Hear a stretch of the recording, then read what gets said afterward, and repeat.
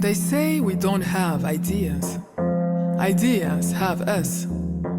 They hold us in the palms of their hands. They're written somewhere in the stars, tatted someplace on our hearts, patiently waiting for us to awaken. So go ahead. You can awaken now.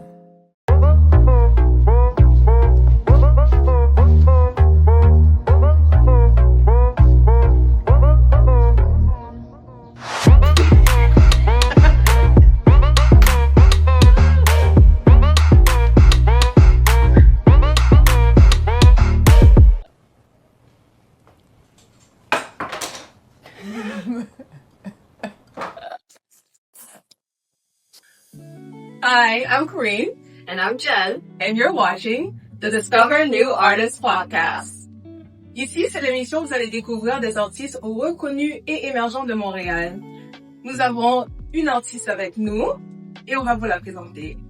Today, we're speaking to Sina. Hi everyone, my name is Sena. I'm a poet and a spoken word artist living in Montreal, and I'm super glad to be here. Oh my God, Sina. Sena, Sena, you can... Okay. Whichever you prefer. Okay. I'm good with both. I love it. So, you are a spoken words artist. Mm-hmm. For people who are not really who've never even gone to see a spoken words show, what can you tell them about it and about what makes you as an artist unique in your delivery? Oh, I like that question. I don't think I've ever been asked that before. So basically, spoken word is just poetry being performed, like oralement. And you have to go to more poetry shows, guys, if you haven't been there. Like, Yes. come on, Yeah. come Yes, on. yes, yes. And there are so many good poetry shows in Montreal. So please. So what makes me unique? Maybe the topics I like to discuss. Oh, like what? I like to talk about people will tell me that I'm too deep, and I don't care. What? There's Too also deep. You know, Too deep. I don't Too know. deep. Sometimes, I like to talk about there's one. existential stuff. Oh, yeah. But some people they're like, this is too much for me. Please relax. But I feel like maybe it's my process. It's the things I like to talk about. La manière dont j'aime interagir avec les gens. Je suis quelqu'un qui aime beaucoup apprendre à connaître les autres, poser des questions et être un peu réel dans les sujets que j'aborde. Parce que je trouve qu'on a besoin comme d'aller à un show et de sentir que, oh, you really understand this life thing, which can be kind of tough. Yeah. Ou alors très weird, you don't know where you're going. Et c'est ça, j'aime explorer des trucs qui sont vrais pour moi. Je veux pas monter sur scène et essayer comme d'être vraiment dans un truc fake de performance, parler d'un truc que je connais pas et tout. Donc, ouais, je pense que c'est peut-être ça. Mais après, je suis très... I'm very... comment on appelle ça? I was about to say special, but I don't think that's a very good term. I'm so Yeah. I say honest. Non, mais non. Yeah. Si tu te penses spécial, mais je suis sûre que les gens qui t'ont vu performer, ils pensent aussi qu'il y a quelque chose. I know for me personally, when I go see a spoken word show and the person said something where it's oof, that really resonated with me or that hit me and That was a bar. yeah. You know, it was So Yeah, and I just like when it feels real. Tu comprends quand tu ressens la personne et tu as l'impression que, oh, they're really feeling what they're saying et tout. Je trouve que c'est ça que j'aime. in terms of your upbringing, born in Niger, t'es né au Niger. At which point did you come to Canada? So, I was born in Niger. Ensuite, j'ai vécu au Bénin parce que je suis béninoise. Et Toto Nine represent. Et ensuite, j'ai vécu en Éthiopie. Donc, l'Éthiopie, c'est une grosse partie de ma vie. C'est la plus grosse partie de ma vie, vraiment. Et bon, sans le Canada. Et après, je suis arrivée au Canada. En termes d'influence Ouais. culturelle, in terms of the poetry that you put out, do you find that the different places that you lived, they have an impact on your art? Oui, I think so. And I don't really think about it like that. Mais parce que tu me poses la question, ça me permet de reflect parce que dans beaucoup de mes textes, il y a beaucoup de trucs ancestraux, on va dire. Je vois des références aux ancêtres, aux personnes qui nous ont précédés. J'aime beaucoup la kora. Je sais pas si tu connais l'instrument. C'est comme une grosse guitare traditionnelle. Donc, je connecte avec plein d'éléments comme de l'Afrique, obviously, tu vois. Yeah. Mais c'est juste que je ne le fais pas de manière consciente, mais tout ça s'infiltre constamment dans mes textes. Donc oui, je pense que tout ça, ça m'a beaucoup impacté. Donc, mais c'est très naturel. Tout ça. Ouais, Yeah. ouais. Can you tell us a little bit about your journey, how you got started, and how you got to the point you're at now? Sure. So I've been writing for years, probably 20 years. Oh, 20 years. But I just started writing as a kid. I just liked Right. to write. And in 2022, I was really looking for like just to try something else. I was getting like sick of my jobs, but I'm always sick of my job. So I'm like, I feel you, girl. I feel you. Yeah. I'm always saying like I don't feel like I should work, but you know, je sais pas si c'est pas réaliste, obviously. Yeah. Mais c'est ça, en 2022, je me suis dit, ok, j'ai envie d'essayer quelque chose de différent et tout. Et j'ai fait comme, je me souviens, c'était comme un soir, en été, un soir d'été, ça fait très poétique. Mais j'ai fait une petite prière et j'étais comme, I just need like a chance to perform somewhere. Quelque chose qui est significant, c'est ça. Parce que j'avais déjà fait quelques open mics et j'étais pas... je trouvais pas ça wow, I don't know, j'avais pas tellement connecté et tout. Et donc j'ai fait la prière le soir, je suis allée me coucher et je pense que le lendemain ou 2 jours après, quand je scrollais quelque part sur les réseaux là, j'ai vu un truc pour les auditions de Talents d'Afrique. Tu vois. Donc je me suis inscrite direct. Pour moi c'est ça mon signe, non? J'ai pris ça comme un signe et tout. Je me suis inscrite direct et I went to the audition. Et je m'étais dit, le plus grand, the big deal would just be going to the audition, tu vois. C'était ça le truc, tu vois. Et j'ai fait l'audition et quelques jours après, ils m'ont sélectionné. Ils m'ont rappelé pour me dire, tu as été sélectionné pour perform sur le big stage à Québec en septembre. Oh là là! Yeah, so, Big star, big star. so I did it, I went there, I performed et ça m'a vraiment, ça m'a lancé en fait, ça a comme débloqué quelque chose dans mon esprit où je me suis dit ok, just do your thing, just try. Tu vois, tu sais pas ce que ça va donner. Mais c'était pas la première fois que tu avais performé Sur une scène et tout. Non. Sur une belle scène, c'est quand même, c'est une belle scène, la scène comme de Talents d'Afrique, il faut leur reconnaître ça. Mais c'était la première fois en fait, sur une que je considère une grosse scène, c'était comme 500 personnes, I think. Holy! I think Talents d'Afrique. Ouais, je pense que Talents d'Afrique c'est au moins comme un truc comme ça, Est-ce que tu ouais. étais nerveuse? J'étais bien nerveuse, mais j'étais moins nerveuse que les petites scènes. C'est tellement bizarre. Like, how weird is that? Je comprends pas. Does it make sense? I don't know. Actually, kinda, yeah. Actually, does? C'est plus I intime feel dans les like, petites yeah, scènes. yeah. Ouais. Yeah, c'est More- possible. c'est And it was your possible. first one, Yeah. the very first one. The so first big, ouais. First big.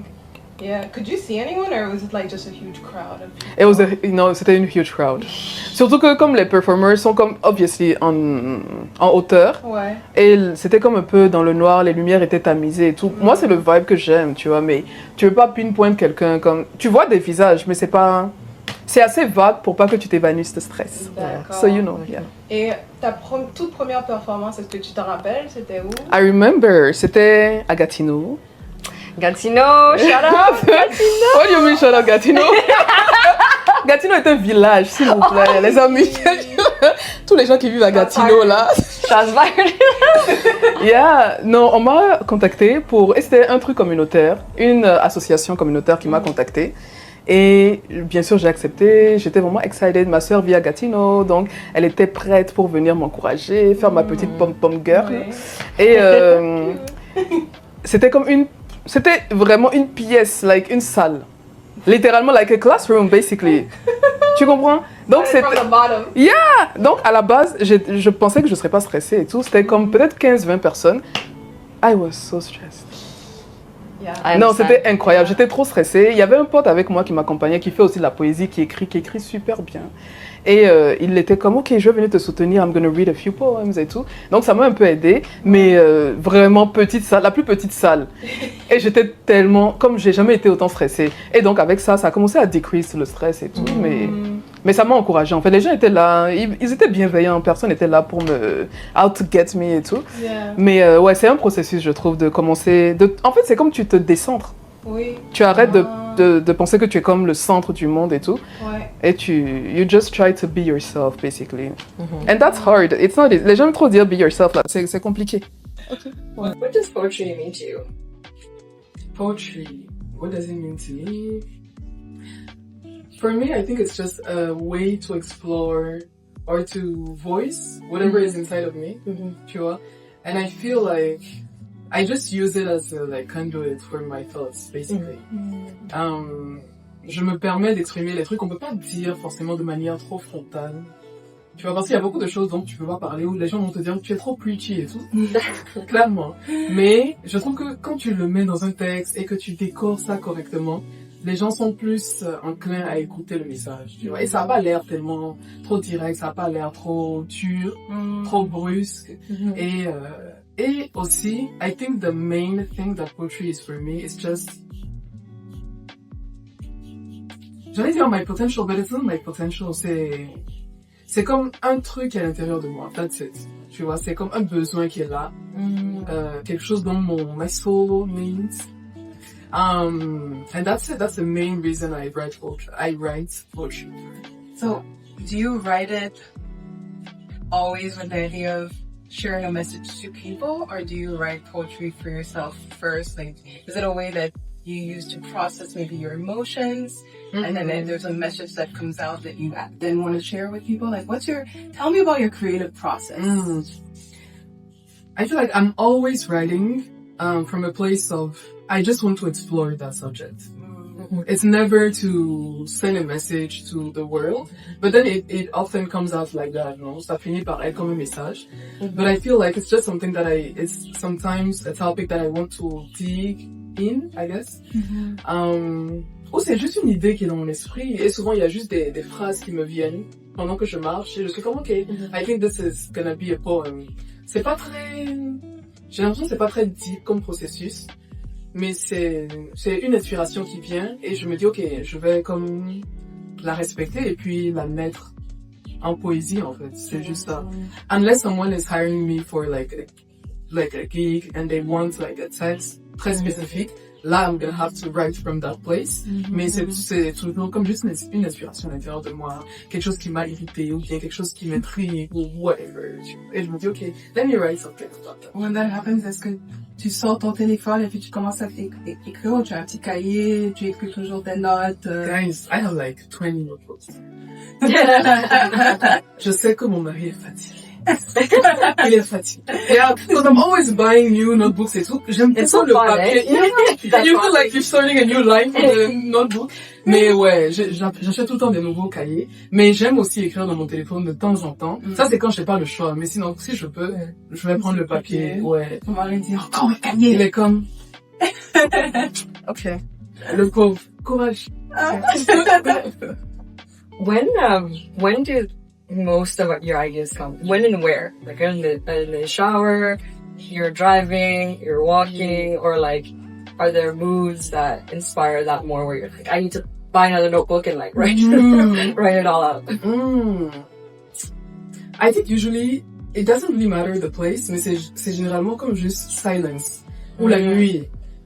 You know, when I like there's a lot of peace around me et y a juste pas de bruit. I can't write like from chaos, ça marche pas du tout. Souvent on a le mythe que les artistes sont comme chaotiques et tout. And I need structure, I really need like silence et tout. Ouais, so I think I write from that usually. And yeah, the shower too, I don't know. Yeah. The water is really special. And close to where I live, there's like a park with water, so I often go there. Et je trouve que c'est très inspirant. Like, yeah. Ouais. Mais c'est là que j'ai une autre question pour toi. Si tu voulais parler à toi-même en tant qu'enfant, like, what would you say to your younger self as an advice or a message to your younger self? Something you wish someone had told you when you were younger? That's a deep question. I like that. Qu'est-ce que je dirais à ma plus jeune moi? Je dirais, il faut que tu mettes de côté ce que les gens pensent. Very hard though. Oui, very hard. C'est tellement difficile. Mais c'est comme, ok, tu dois apprendre à te trust et juste à écouter ton intuition. Bien sûr que tu prends un peu en compte les opinions des gens qui t'aiment vraiment, les gens qui sont vraiment bons pour toi et tout. Mais tu dois te faire confiance et puis just explore the things you want to explore. C'est tout. Everyone will always have an opinion. Everyone will always have something to say. Like quelque chose qui pense que toi tu devrais faire de mieux que ce que toi tu veux. Yeah. Like, yeah. And it's not gonna be linear, it's not gonna be easy, obviously. C'est tellement le cliché qu'on entend dans la plupart des entrevues. Mais je trouve que c'est tellement vrai. Tu vois, il faut que tu puisses suivre ce que tu veux créer, mais je trouve que c'est très difficile de suivre sa propre voie. parce qu'on est tellement conditionné à écouter les opinions des autres. Mais qu'est-ce que tu peux créer si tu es constamment en train d'imiter quelqu'un d'autre, tu vois? Yeah. Well, there you have it, everyone. Nous avons découvert Senna, artiste, poète de Montréal. And do you have any shows coming up right now? Yes, now that you're asking. Let me promote. Comme par hasard. Yes, I have a show coming up on October 2nd. Et ça fait partie du festival de Muse qui rassemble 18 artistes, normalement. Et ces artistes qui vont performer chaque jour entre le 2 et 5 octobre. Donc, moi, je serai sur scène le 2 octobre. Donc, venez nombreux, s'il vous plaît. Venez soutenir comme les artistes, la poésie, l'art en général. Et c'est ça. Et I'm super excited. Muse is an amazing festival. I saved that in my calendar, actually. You did? Yes, I did. Really? I did. I'll show you. I'll show you. I promise, I promise. Jen's on it. Yeah, I'm on it. My calendar is too full. There's so many amazing artists here, and we're so happy you took time out of your day to come in here and talk about yourself with us. And this has been another episode of The Discover New Artists Podcast. Tune in for the next one. See you there.